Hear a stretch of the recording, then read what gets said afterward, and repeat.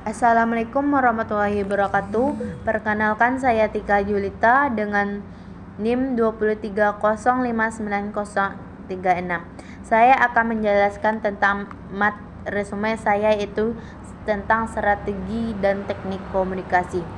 Pengertian strategi dan teknik komunikasi. Strategi komunikasi adalah perencanaan yang dilakukan untuk mencapai tujuan komunikasi dengan secara efektif.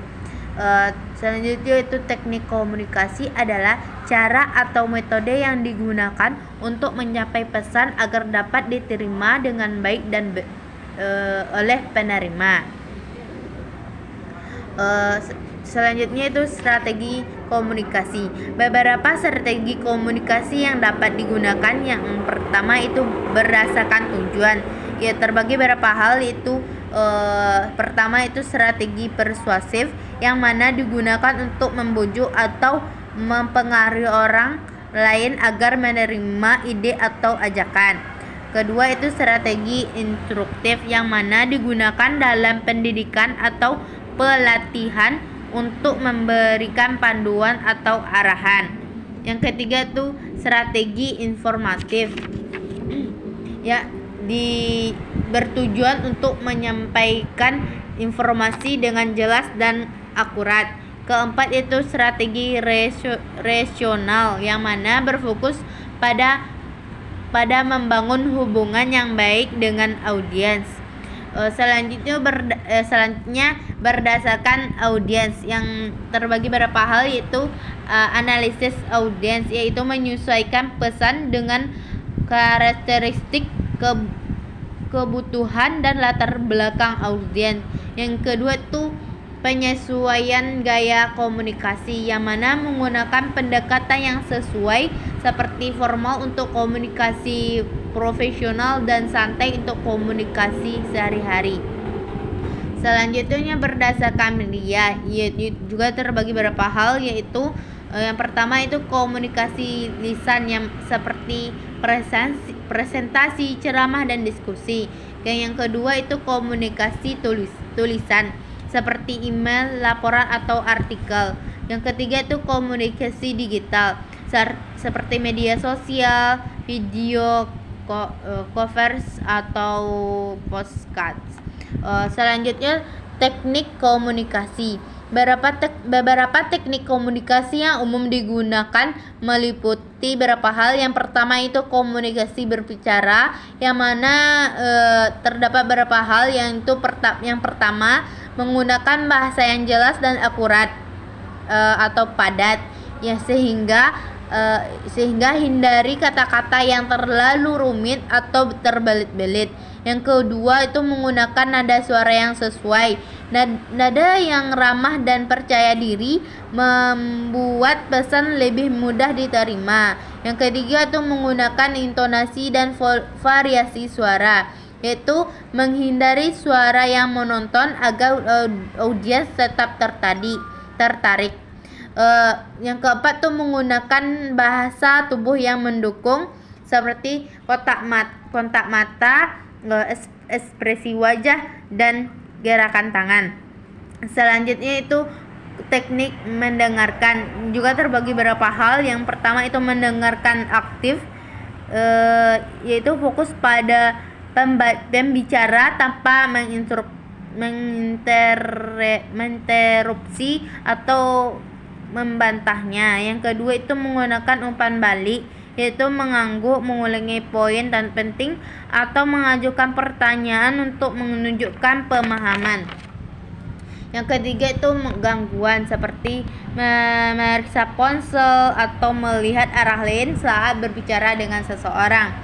Yang selanjutnya itu teknik persuasif, juga terbagi beberapa hal. Yang pertama itu menggunakan fakta dan data, menggunakan argumen dengan bukti yang kuat. Yang kedua itu menggunakan teknik repetisi, yang mana mengulang poin penting agar lebih mudah diingat. Yang ketiga itu menggunakan emosi yang tepat, yaitu menyentuh aspek emosional audiens untuk meningkatkan keterlibatan. Selanjutnya teknik negosiasi dan resolusi konflik, yaitu juga terbagi beberapa hal. Yang pertama, ia bersikap agresif bukan agresif, yang mana menyampaikan pendapat dengan tegas tetapi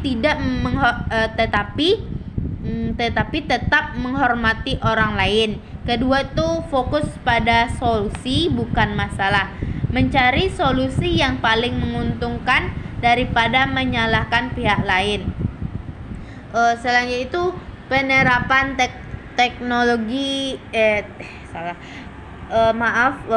penerapan strategi dan teknik. Juga terbagi beberapa hal. Yang pertama itu di tempat kerja, yang mana menggunakan komunikasi formal dalam rapat dan komunikasi persuasif saat presentasi. Yang kedua itu dalam negosiasi, menggunakan teknik mendengar aktif dan strategi solution.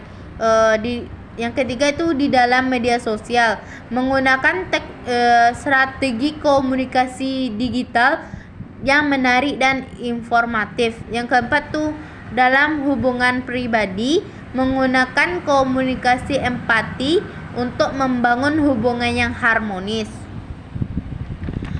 Sekian yang bisa sampaikan tentang resume strategi dan teknik komunikasi. Selanjutnya saya akan menyampaikan pengalaman komunikasi efektif dan tidak efektifnya saya.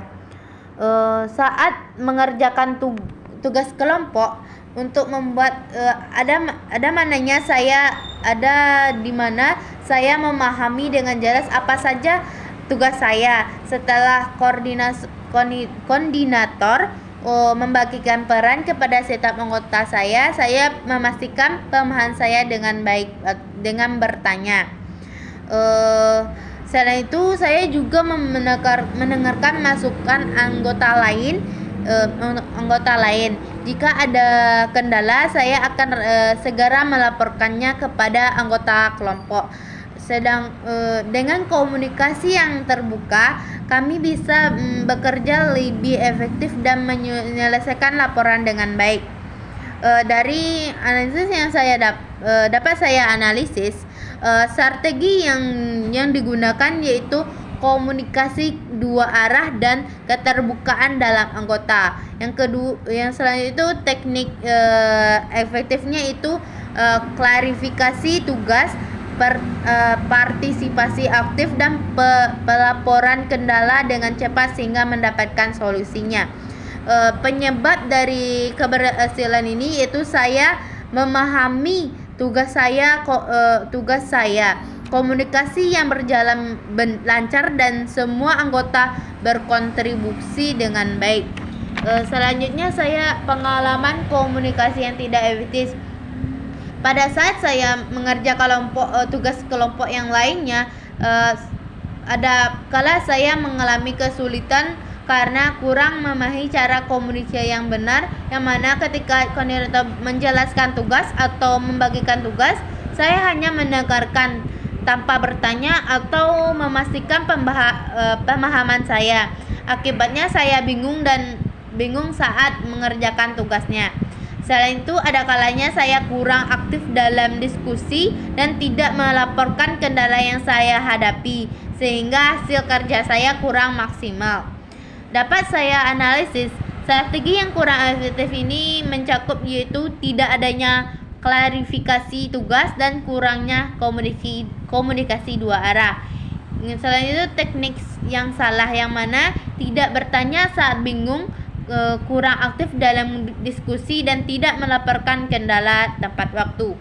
Penyebab kegagalan ini itu saya tidak memastikan pemahaman tugas dan kurang berinisiatif dalam berkomunikasi, sehingga terjadi kesalahan dalam pekerjaannya. Sekian yang dapat saya jelaskan. Kalau ada yang salah, saya